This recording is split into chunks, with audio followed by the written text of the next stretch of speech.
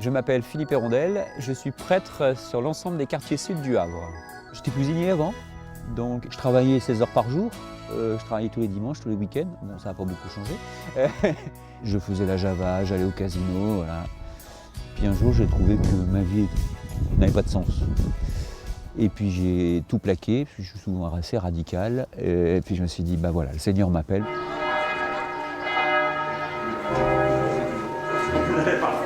Quand j'entends les cloches, c'est qu'il faut que je m'affole, c'est que ça va commencer. Salut, ça va?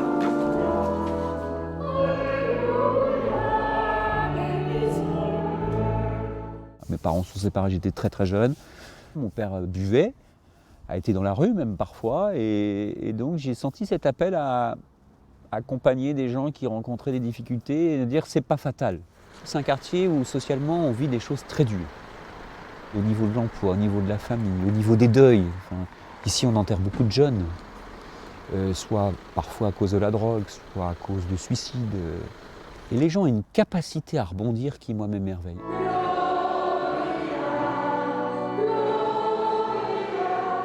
Il y a de multiples nationalités qui cohabitent. Mon rôle de pasteur, c'est peut-être demander aussi à ma communauté, est-ce que tu t'intéresses à ton frère? Nos frères musulmans ont commencé le ramadan mardi. Je les ai assurés de notre prière et de notre amitié, à nous qui sommes des enfants d'Abraham. Ça fait 30 ans que le dialogue interreligieux il existe au Havre. On n'a pas attendu les attentats pour ça. J'aime bien le rappeler. Ça peut éviter de râler sur l'autre.